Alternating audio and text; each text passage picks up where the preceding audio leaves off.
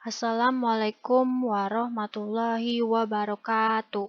Perkenalkan, nama saya Salsabila dari jurusan Bahasa dan Sastra Arab semester 5B dengan NIM 19083080305.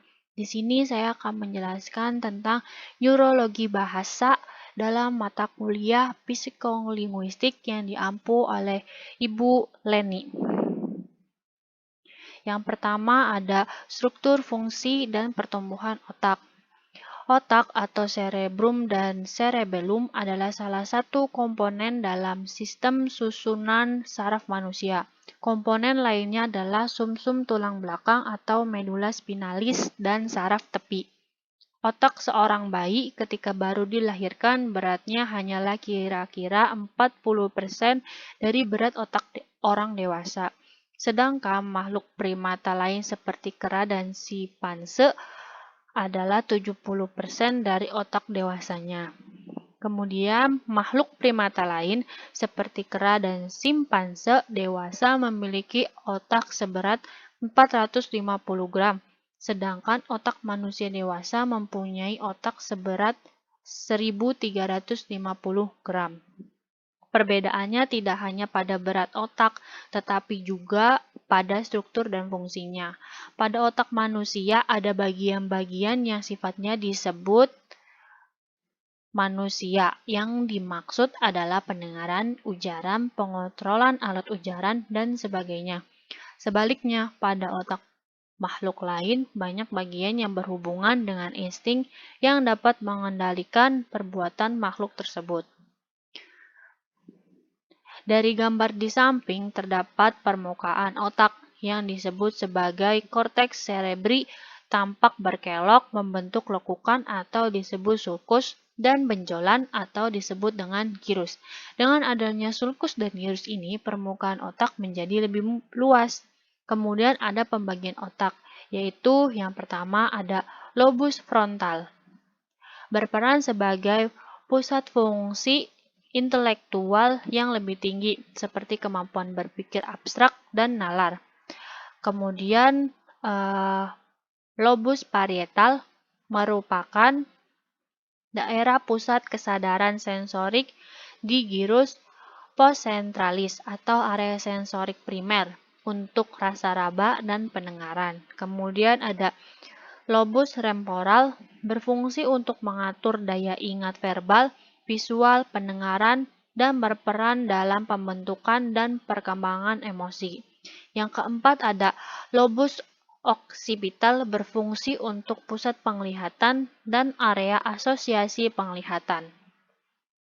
Selanjutnya, korteks cerebral terbagi atas dua bagian, yakni belahan otak kiri, hemisfer kiri, dan belahan otak kanan, hemisfer kanan.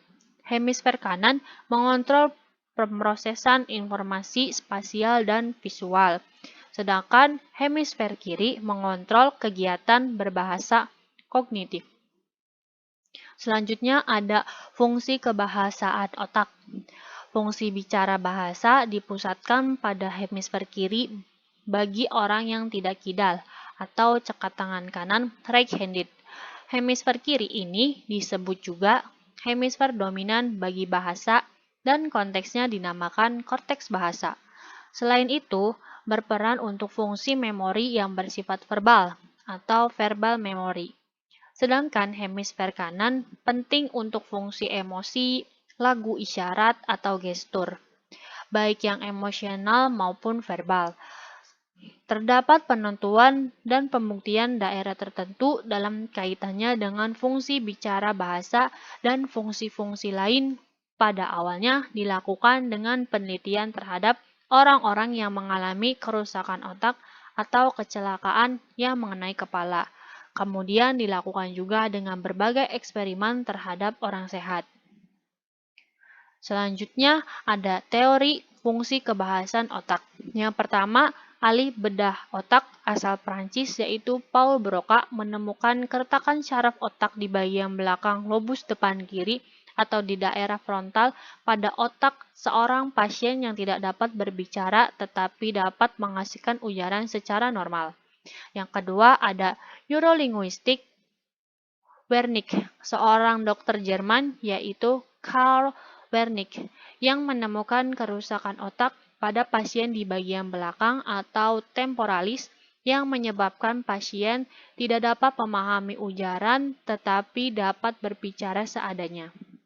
Kemudian ada teori lateralisasi, ditarik kesimpulan dari dua teori atas yang menyatakan bahwa belahan korteks dominan atau hemisfer kiri bertanggung jawab untuk mengatur penyimpanan dan produksi bahasa ilmiah.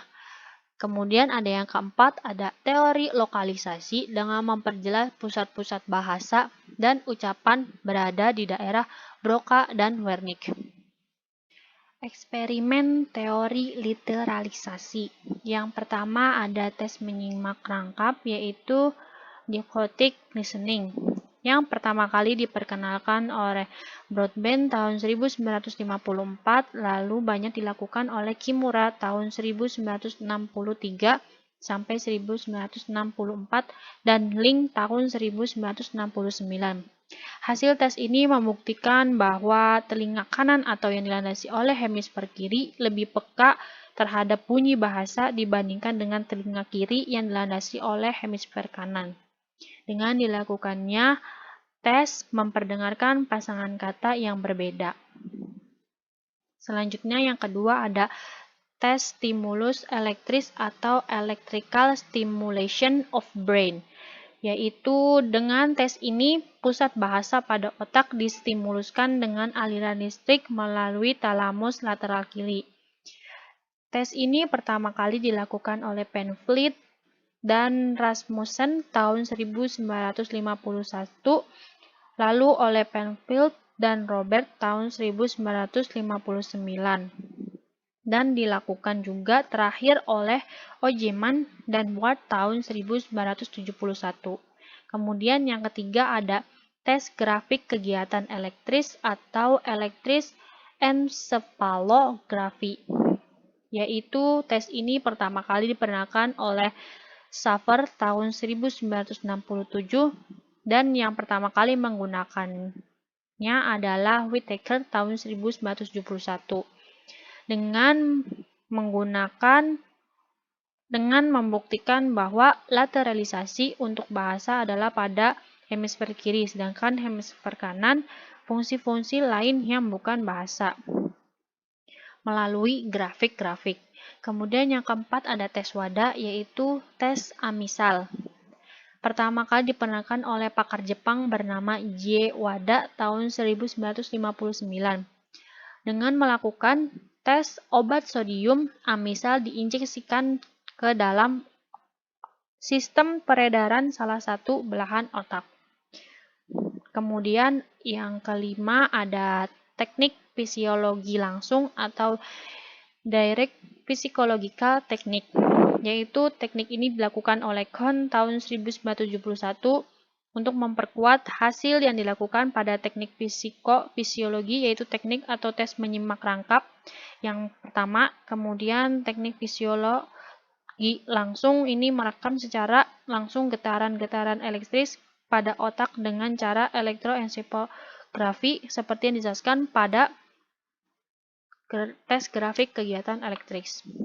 Yang terakhir ada yang keenam ada teknik belah dua otak, yaitu bisected brain technique, yaitu pada teknik ini kedua hemisfer sengaja dipisah dengan memotong korpus kalosum atau organ yang menghubungkan kedua hemisfer kiri dan kanan sehingga kedua hemisfer itu tidak mempunyai hubungan. Sehingga pemutusan korpus kalosum itu pasien tidak lagi mempunyai satu akal atau mind, melainkan mempunyai dua akal. Menurut Gazzaniga 1973 dalam Simanjuntak tahun 1990. Selanjutnya ada eksperimen teori lokalisasi, di mana yang pertama ada tes stimulus elektris. Dilakukan oleh dua ahli bedah saraf yaitu Penfield dan Robert tahun 1959 untuk proses pengobatan bedah saraf atau neurosurgery. pasien-pasien otak, di mana terdapat kelainan yang merusak bahasa yang ditemukan sama betul dengan kelainan-kelainan yang terdapat pada para pasien afasia yang menerima kerusakan pada bagian-bagian otak yang sama. Jika bagian-bagian lain dari hemisfer kiri ini distimulasi, kelainan bahasa tidak muncul sama sekali. Kemudian yang kedua ada tes perbedaan anatomi anak. Dilakukan dengan Geswind dan Lewicki tahun 1968 dengan menganalisis secara terperinci 100 otak manusia normal setelah mereka meninggal. Terus kemudian diperkuat lagi oleh penemuan Wada tahun 1969 setelah melakukan analisis postmortem pada otak-otak bayi yang membuktikan bahwa ketidaksimetrisan hemisfer-hemisfer otak ini telah terdapat sejak lahir, dan ketidaksimetrisan ini sebagai akibat dari adanya pusat-pusat tertentu pada hemisfer kiri yang khusus mengatur bahasa. Yang ketiga ada cara melihat otak dengan PET atau positron emission tomography, yaitu dengan cara